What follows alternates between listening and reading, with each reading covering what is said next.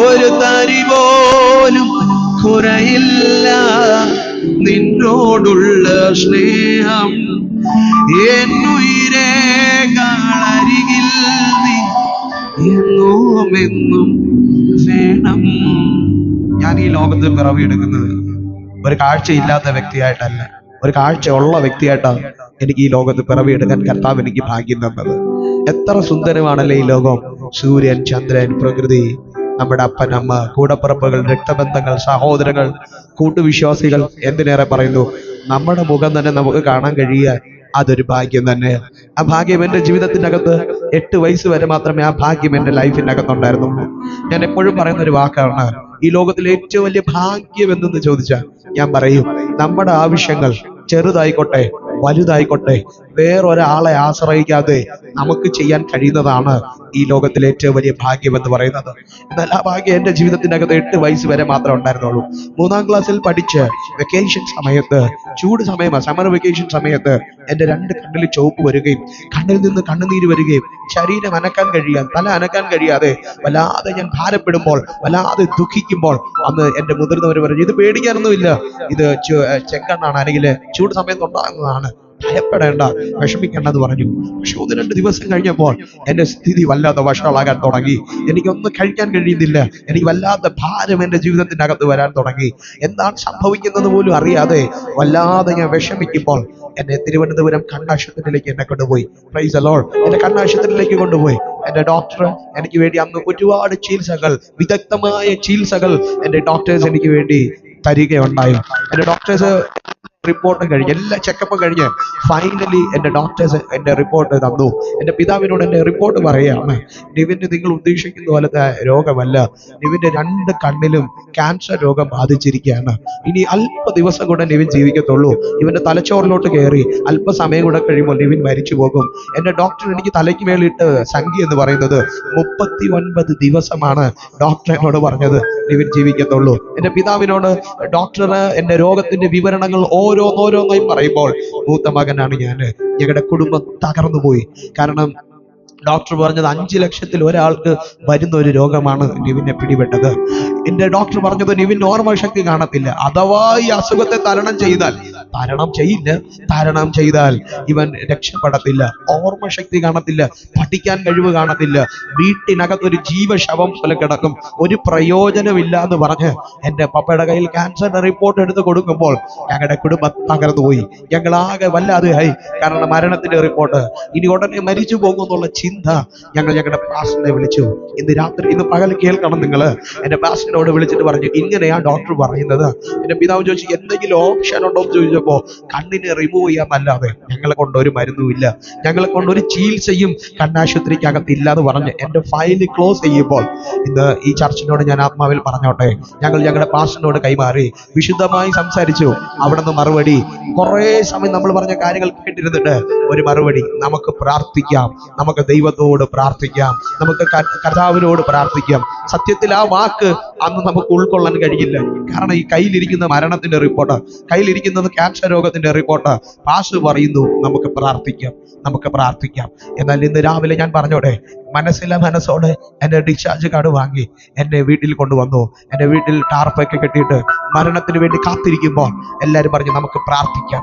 മരിച്ചു പോകും. എന്നെ എല്ലാവരും വന്ന് സഹതാപത്തോടെ നോക്കുന്നു, കണ്ണുനീരോടെ എന്നെ വന്ന് നോക്കുന്നു. എനിക്കറിയത്തില്ല ഇതെന്താണ് സംഭവിച്ചുകൊണ്ടിരിക്കുന്നതെന്ന്, എനിക്ക് മനസ്സിലാവുന്നില്ല. കഠിനമായ തലവേദന, 2 ആഴ്ച കൊണ്ട് കണ്ണിലെ കാഴ്ച പൂർണ്ണമായി നഷ്ടപ്പെട്ട് ജീവിതത്തിൽ ഇരുട്ടിന്റെ ലോകത്തിലേക്ക് തള്ളപ്പെട്ടു. ചുറ്റിനും എന്ത് നടക്കുന്നത് പോലും അറിയത്തില്ല. എവിടെ ലൈറ്റ് ഉണ്ട്, ആരുണ്ട് എൻ്റെ മുമ്പില്, സ്വന്തം മുഖം കാണാൻ കഴിയാതെ ഇരുട്ടിന്റെ ലോകത്തിലേക്ക് തള്ളിപ്പെടുമ്പോൾ എൻ്റെ ആ പ്രാർത്ഥനയ്ക്കകത്ത് എന്നെ കൊണ്ടുപോയി. നിങ്ങൾ വിശ്വസിക്കുമെന്ന് അറിഞ്ഞുവിടാ, ഏതാണ്ട് 69 ദിവസം എൻ്റെ വീട്ടിൽ പ്രാർത്ഥന നടത്തി. ഞാനൊരു പ്രാർത്ഥന കഴിഞ്ഞ് എഴുന്നേൽക്കുമ്പോൾ എൻ്റെ തല മുതൽ പാദം വരെ ദൈവദാസന്മാർ കണ്ണുനീരൊഴുകി എനിക്ക് വേണ്ടി പ്രാർത്ഥിക്കുമായിരുന്നു. എനിക്ക് വേണ്ടി കണ്ണുനീരൊഴുകി ഒത്തിരി അഭിഷിക്തന്മാർ പ്രാർത്ഥിക്കുമായിരുന്നു. പ്രാർത്ഥിച്ചത് ഇതാ, ദൈവഹിതം നിവിന്റെ മേൽ നിറവേറണമേ, ദൈവത്തിന്റെ ഹിതം നിറവേറണമേ. അർത്ഥം ഇത്രയേ ഉള്ളൂ. ഒത്തിരി ഒന്ന് കഷ്ടപ്പെടുത്തല കർത്താവേ, അങ്ങ് എടുത്തോളണേ എന്നാണ് ആ പ്രാർത്ഥന. ഹിതം വെളിപ്പെടണമേ എന്ന് പ്രാർത്ഥിച്ചു. കർത്താവെ, ഒത്തിരി ഒന്നും കഷ്ടപ്പെടുത്താതെ കർത്താവെ നിവിനെ അങ്ങ് എടുക്കണേ. അതാകുമ്പോൾ പ്രാർത്ഥിക്കുന്ന അവർക്ക് വിഷമമില്ല, കേൾക്കുന്ന നമുക്ക് വിഷമമില്ല. പക്ഷെ പറഞ്ഞോട്ടെ, അങ്ങനെ ഹിതം വെളിപ്പെടണം എന്ന് പ്രാർത്ഥിച്ചുകൊണ്ടിരിക്കുമ്പോൾ തന്നെ എൻ്റെ തലയ്ക്കുമേൽ കുറെ പ്രവചന ശബ്ദങ്ങൾ വന്ന് വീണു. Praise the lord. പാസ്റ്റർമാർ ദൈവഹിതത്തിന് വേണ്ടി പ്രാർത്ഥിക്കുമ്പോൾ അപ്പോഴും മറക്കരുത്, കയ്യിൽ ക്യാൻസറിന്റെ റിപ്പോർട്ട് ഇരിക്കുക. അപ്പോഴും ഡോക്ടർ പറഞ്ഞു 39 ദിവസം എൻ്റെ തലയ്ക്ക് മേളിൽ ഇരിക്കുക. Price the Lord. എൻ്റെ രോഗം ഇനി എനിക്ക് രക്ഷയില്ല, ഇനി മുന്നോട്ടൊരു വഴിയില്ല, മുന്നോട്ടൊരു ജീവിതമില്ല, സകലത് തകർന്നു, ഇനി മരണം മാത്രമേ എൻ്റെ മുമ്പിലുള്ളൂ, ഞങ്ങളുടെ കുടുംബത്തിൽ ഇനി മരണം മാത്രമേ ഉണ്ടെന്ന് പറഞ്ഞിരിക്കുമ്പോൾ ഒത്തിരി പ്രവചന ശബ്ദങ്ങൾ ഞാൻ കേൾക്കാൻ തുടങ്ങി. എനിക്ക് വേണ്ടി പ്രാർത്ഥിക്കാവുന്ന അഭിഷക്തന്മാർ ഒത്തിരി പ്രവചന ശബ്ദങ്ങൾ എനിക്ക് വേണ്ടി പറയാൻ തുടങ്ങി. ഒന്നാമത്തെ പ്രവചന ശബ്ദം, നിവിൻ രാജ്യങ്ങളിൽ സഞ്ചരിക്കും, ദേശാന്തരങ്ങളിൽ ചെന്ന് ശുശ്രൂഷിക്കും, ദൈവരാജ്യത്തിന് നിവിൻ പ്രയോജനമെന്ന് പറയുമ്പോൾ ഞാനും ഈ പറഞ്ഞ വാഗ്ദത്തം തമ്മിൽ യാതൊരു ബന്ധവുമില്ല.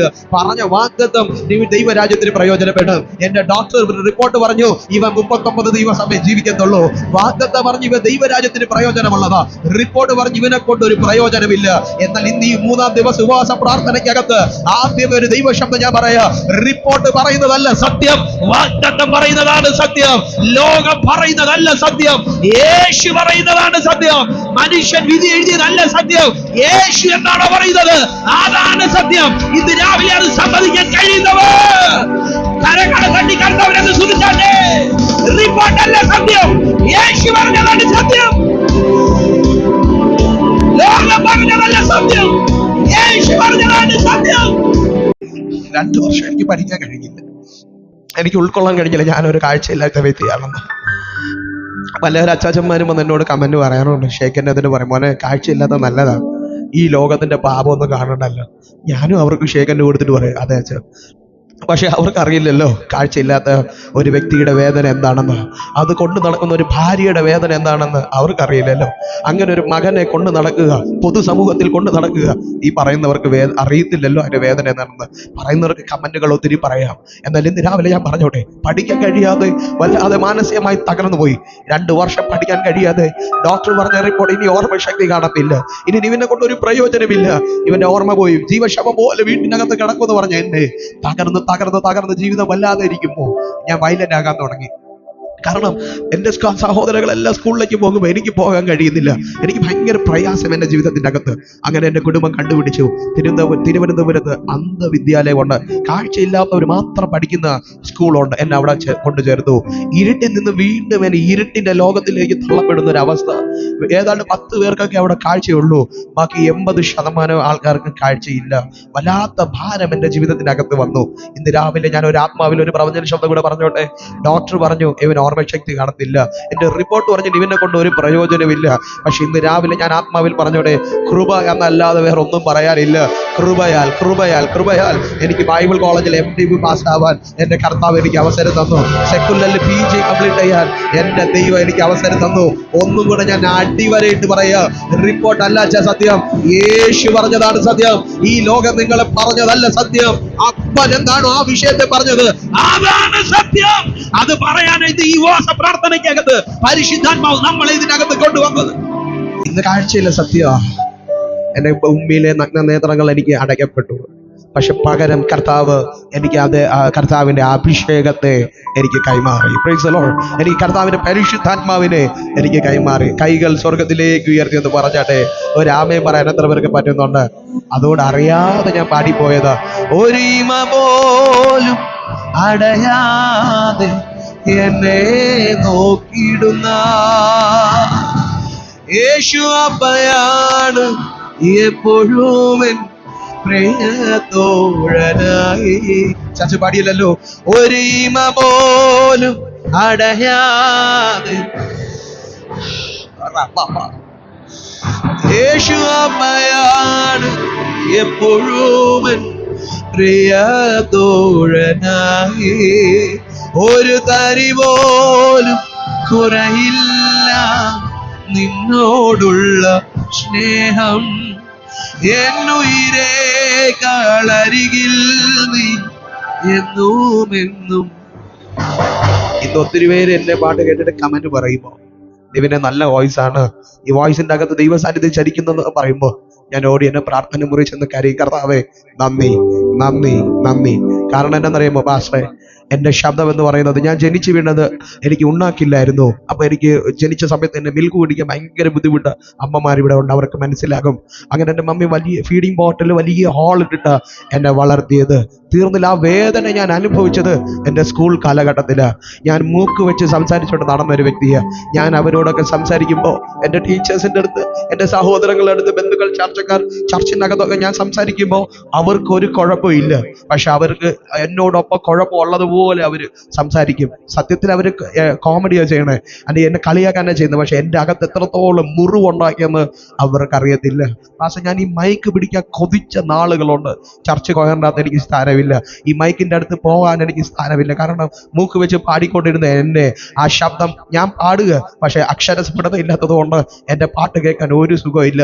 എൻ്റെ പാട്ട് കേൾക്കുന്ന എല്ലാവരും കളിയാക്കുന്ന ഒരു കാലഘട്ടം എൻ്റെ ജീവിതത്തിൻ്റെ അകത്തുണ്ടായിരുന്നു. ആരും എനിക്ക് വേണ്ടി എന്താ പറയുക, ഒരു മൈക്ക് തരികയോ എന്നെ സപ്പോർട്ട് ചെയ്യുകയൊന്നുമില്ല. ഞാൻ പാടി വളർന്നത്, എന്നെ പാടി പഠിപ്പിച്ചത് ഞങ്ങളുടെ വീട്ടിലെ സന്ധ്യ പ്രാർത്ഥനയാ. എൻ്റെ കുടുംബക്കാരായതുകൊണ്ട് കളിയാക്കാൻ ആരില്ല, ചർച്ചിൻ്റെ അകത്ത് പാടാൻ പറ്റില്ല. ഞാൻ എല്ലാവരും പോയിട്ട് മൈക്ക് പോലും ഇല്ല, ആ സ്റ്റാൻഡിന്റെ അടുത്ത് ചെന്നിരുന്ന് പാടും. കർത്താവേ, എനിക്ക് പാടാൻ കഴിയുന്നില്ലല്ലോ കർത്താവേ. എന്നിട്ടും അങ്ങനെ പാടി പാടി ഇരിക്കുമ്പോഴും ഞാൻ കേൾക്കുന്ന ദൈവശബ്ദം, എവിടെ ചെന്നിരുന്നാലും, ഏത് ചർച്ചിലും ഏത് കോണിൽ ചെന്നിരുന്നാലും ഞാൻ കേൾക്കുന്ന ദൈവശബ്ദം, ഇവ ദൈവരാജ്യത്തിന് വേണ്ടി പാടും, ഇവ ദൈവസന്നിധിയിൽ പ്രസംഗിക്കും, ഇവ ദൈവത്തിനാൽ ഉപയോഗിക്കപ്പെടും എന്ന് പറയുമ്പോഴും ഈ പറയുന്ന വാഗ്ദത്തവും ശബ്ദവും തമ്മിൽ യാതൊരു ബന്ധവും ഇല്ല. ഇപ്പൊ പറഞ്ഞ ദൈവശബ്ദവും എൻ്റെ ശബ്ദവുമായിട്ട് യാതൊരു ബന്ധവും ഇല്ല. പക്ഷെ ഇന്ന് രാവിലെ ഞാൻ ആത്മാവിൽ പറയാ, എന്തെങ്കിലും ഒരു ദൂത് കേട്ടിട്ടുണ്ടെങ്കിൽ അത് നടക്കാൻ പോകുകയാണ്. Price the Lord. ഈ ഉപവാസ പ്രാർത്ഥനയ്ക്കകത്ത് അങ്ങനത്തെ വെല്ലുവിളികളെ ഇന്ന് പകലിൽ കർത്താവ് ഇതിന്റെ അകത്ത് പൊട്ടിച്ചോണ്ടിരിക്കുകയാണ്. നിങ്ങളെ ഒതുക്കുന്ന ചില മേഖലകളുണ്ട്. ഇന്ന് പകലിൽ നമ്മൾ ആത്മാവിൽ അതിനെ പൊട്ടിക്കുന്ന പകലാണ്. എത്ര പേർക്ക് കാര്യങ്ങളെ തട്ടി കർത്താവിനെ വായി തുറന്ന് സ്തുതിച്ചാട്ടെ. ഇത് രാവിലെ എത്ര പേർക്ക് ആമേൻ പറയാൻ കഴിയുന്നുണ്ട്? അങ്ങനെ ഇത് പിടിക്കാൻ കൊതിച്ച നാളുകളുണ്ട് കർത്താവേ. എന്നിട്ടും എന്റെ തലയ്ക്ക് മേൽ വീണ വാഗ്ദത്തങ്ങൾ ഇത് തന്നെയാ വന്നുകൊണ്ടിരിക്കുന്നേ. ഒരു ദിവസം എൻ്റെ മമ്മി ദൈവസന്നിധി ചോദിച്ചു, കർത്താവേ, ഞാൻ ഇവന്റെ മമ്മി ആയതുകൊണ്ട് എനിക്ക് മനസ്സിലാകും, പക്ഷെ ഇവൻ പറയുന്നത് ആർക്കെങ്കിലും മനസ്സിലാക്കേണ്ട കർത്താവേ. പക്ഷെ മമ്മി തളർന്നു പോയില്ല. വിശ്വാസത്തോടെ എന്നെ പാട്ട് പഠിപ്പിക്കാൻ തുടങ്ങി, സന്ധ്യ പ്രാർത്ഥനയിൽ എന്നെ പ്രസംഗിക്കാൻ തുടങ്ങി, ഓരോ കാര്യങ്ങൾ പഠിപ്പിച്ചു തന്നെ എന്നെ പ്രീച്ച് ചെയ്യാൻ എന്നെ മമ്മി പഠിപ്പിക്കാൻ തുടങ്ങി. പക്ഷെ കണ്ടവര് കേട്ടവരെ അറിഞ്ഞവരെല്ലാവരും പറഞ്ഞ് എൻ്റെ മമ്മിയെ കളിയാക്കി. കാരണം ഇത് ആർക്ക് വേദി കൊടുക്കാനാണ്? ഈ അക്ഷരസ്ഫുടത ഇല്ലാതെ ഇവന്റെ വാക്ക് ആരാ കേൾക്കുക, ഇവന്റെ മ്യൂസിക് ആരാ കേൾക്കുക, ഇവന്റെ പാട്ട് ആരാ കേൾക്കുക? പക്ഷെ ദൂത് പിന്നെയും വന്നുകൊണ്ടിരിക്കുക. 14-ാം വയസ്സില് എൻ്റെ കർത്താവ് എനിക്കൊരു വലിയ അത്ഭുതം എൻ്റെ ജീവിതത്തിനകത്ത് ചെയ്തു. അമേരിക്കയിൽ നിന്ന് ഡോക്ടേഴ്സ് ഇന്ത്യയിലേക്ക് വന്ന് ഇതിനു വേണ്ടി ഒരു സ്പെഷ്യൽ ക്യാമ്പ് അവർ ചെയ്തു. Price the Lord. പത്രത്തിൽ ആഡ് കണ്ടിട്ടാണ് ഞങ്ങൾ പോകുന്നത്. 3 തവണ എൻ്റെ ഓപ്പറേഷനെ മാറ്റിവെച്ച്, 4ാം തവണ പോകുമ്പോഴും ഇത് മാറ്റിവെക്കുക എന്നുള്ള ഉദ്ദേശത്തോടെ തന്നെയാണ് ഞങ്ങൾ പോയിക്കൊണ്ടിരിക്കുന്നത്. പക്ഷെ അവിടെ പോയപ്പോൾ എൻ്റെ ഡോക്ടർ പറഞ്ഞത്, ഇവിടെ വന്ന 300ഓളം പേഷ്യന്റില് ഏറ്റവും ഈസി ആയിട്ട് ചെയ്യാൻ കഴിയുന്നത് ലിവിന്റെ ഓപ്പറേഷൻ ആണ്. Price the Lord. ഇനി നിങ്ങൾ വിശ്വസിക്കുന്ന അറിയൂടാ, 80,000 രൂപയുടെ ഓപ്പറേഷൻ 1 രൂപ പോലും ചെലവാക്കാതെ എൻ്റെ ശബ്ദത്തെ തുറന്നു തന്നെങ്കിൽ ഇന്ന് രാവിലെ നിങ്ങൾക്ക് ആമേൻ പറയാൻ പറ്റൂലായിരിക്കാം, നിങ്ങൾക്ക് കൈയടിക്കാൻ പറ്റത്തില്ലായിരിക്കാം, നിങ്ങൾക്ക് അന്യഭാഷ പറയാൻ തോന്നത്തില്ലായിരിക്കും. പക്ഷെ ഞങ്ങൾക്ക് പറയാതിരിക്കാൻ കഴിയത്തില്ല, എനിക്ക് പാടാതിരിക്കാൻ കഴിയത്തില്ല, എനിക്ക് എൻ്റെ കർത്താവിന് പ്രസംഗിക്കാതിരിക്കാൻ കഴിയത്തില്ല, എനിക്ക് എൻ്റെ അപ്പനെ പാടാതിരിക്കാൻ കഴിയത്തില്ല. കാരണം ഇത് തുറന്നു തന്നൊരു ദൈവമുണ്ട്. അങ്ങനെ 14-ാം വയസ്സ് തൊട്ട് ഈ മൈക്ക് പിടിച്ച് തുടങ്ങിയതാണ്. കഴിഞ്ഞ ദിവസങ്ങളിൽ ഞങ്ങളുടെ പാട്ടിൻ്റെ റെക്കോർഡിംഗ് സ്റ്റുഡിയോയിലേക്ക് ഞാൻ പോകുമ്പോൾ എൻ്റെ ഹെഡ്ഫോൺ എടുത്ത് വെച്ച് ഞങ്ങളുടെ ട്രാക്ക് ഇങ്ങനെ പ്ലേ ചെയ്തുകൊണ്ടിരിക്കുമ്പോൾ കൺസോളിൽ ഇരുന്ന് എൻ്റെ ഞാൻ സൗണ്ട് ബൂത്ത് കയറി എൻ്റെ പ്രൊഡ്യൂസർ എന്നോട് പറഞ്ഞു, ഇവനെ പാട്. ട്രാക്ക് പ്ലേ ചെയ്തുകൊണ്ടിരിക്കുക, എന്നെ കൊണ്ട് പാടാൻ കഴിയുന്നില്ല. ഞാൻ അവിടെ നിന്ന് കരഞ്ഞു. കാരണം ദൈവമേ, ഒരു കാലം ഈ ശബ്ദം കൊണ്ട് അവഗണിക്കപ്പെട്ട ആളാണ് ഞാൻ, ഈ ശബ്ദത്തിനാൽ നിന്ദിക്കപ്പെട്ട ഒരാളാണ്. ഇന്ന് അതേ ശബ്ദം കൊണ്ട് ലോകമൊത്തം കർത്താവ് എന്നെ അറിയിച്ചുകൊണ്ടിരിക്കുക. ആ കൈകൾ ഉയർത്തി കർത്താവിനൊന്ന് നന്ദി പറഞ്ഞാട്ടെ. ഒരു ദൂത് ഞാൻ പറയാം, ലോകം നിങ്ങളെ അവഗണിക്കും, യേശു നിങ്ങളെ പരിഗണിക്കും. Price the Lord. മിണ്ടിയില്ല, മനസ്സിലായില്ല. ലോകക്കാർ നിങ്ങളെ അവഗണിക്കുമായിരിക്കാം, യേശു ഇന്ന് രാത്രി, ഇന്ന് പകലിൽ നിങ്ങളെ പരിഗണിക്കാൻ പോകുകയാ. കുടുംബക്കാര് നിങ്ങൾ അവഗണിക്കുമായിരിക്കാം, ദേശക്കാര്, കൂട്ടുകാര്, നാട്ടുകാര് നിങ്ങൾ അവഗണിക്കുമായിരിക്കാം. പക്ഷെ ഈ നാളുകൾ നിന്റെ മേൽ പകർന്ന അഭിഷേകം, താങ്കളുടെ മേൽ പകർന്ന വാഗ്ദത്തം ഇന്ന് പകലിൽ നിങ്ങൾ പുറത്തു കൊണ്ടുവരാൻ പോകുകയാണ്. നിങ്ങളുടെ തലമുറകളുടെ മേലുള്ള നിങ്ങളുടെ മേലുള്ള നിന്ദകളെ ഇന്ന് പകലിൽ പരിശുദ്ധാത്മാവ്, ഇന്ന് പകലിൽ യേശു ഇതിനകത്ത് വന്നിട്ടുണ്ട്. ചില കുടുംബങ്ങളെ പരിഗണിക്കാൻ പോകുക, ചില തലമുറകളെ ദൈവം പരിഗണിക്കാൻ പോകുക, ചില നിന്ദകളെ ദൈവം ഉരുട്ടി കളയാൻ പോകുക.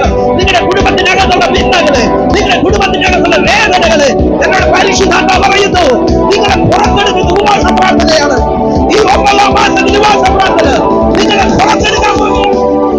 ഇന്ന് പകൽ എത്ര പേർക്ക് ആമേൻ പറയാൻ കഴിയുന്നുണ്ട്? കർത്താവിന്റെ വായകൾ തുറന്ന് സ്തോത്രം ചെയ്താട്ടെ. അസാധാരണമായ ദൈവസാന്നിധ്യം ഈ ഹാളിനകത്ത് ഇറങ്ങിയിരിക്കുന്നത് ഞങ്ങൾക്ക് ആത്മാവിൽ തിരിച്ചറിയാൻ കഴിയുന്നുണ്ട്. ആ കൈകൾ സ്വർഗത്തിലേക്ക് ഉയർത്തിയാട്ടെ. ഇന്ന് പകൽ ചില കുടുംബങ്ങളെ കൈ കർത്താവ് പിടിക്കാൻ പോവുകയാണ്. ആ കൈകളിലേക്ക് പരിശുദ്ധാത്മാവ് ഇന്ന് ചിലരെ തൊട്ടാൻ പോവുകയാണ്. ഈ നാളുകൾ പരിഹരിക്കാൻ പറ്റാത്ത ചില വിഷയങ്ങൾ ഇതിൻ്റെ അകത്ത് നിങ്ങൾ ഇന്ന് പകൽ കയറിയത് ഒത്തിരി ചോദ്യചിഹ്നങ്ങളുമായിട്ടാണ് കയറിയത്. പക്ഷെ നിങ്ങൾ തിരിച്ചിറങ്ങുന്നത് ഉത്തരവുമായിട്ട് ഇറങ്ങാൻ പോവുകയാണ്. ഈ ഹാളിന്റെ അകത്ത് നിന്ന് നിങ്ങൾ പുറത്തോട്ട് ഇറങ്ങുന്നത് നിങ്ങളുടെ ചോദിച്ച മറുപടികളുമായിട്ടാണ് ഇന്ന് പകലിൽ ഇതിന്റെ അകത്ത് ഇറങ്ങാൻ പോകുന്നത്. നിങ്ങൾ ആഗ്രഹിച്ച ചില വിഷയത്തിന്റെ അകത്തുള്ള മറുപടികൾ ഇന്ന് പകലിൽ ഇതിന്റെ അകത്ത് ദൈവം തുറക്കുകയാണ്.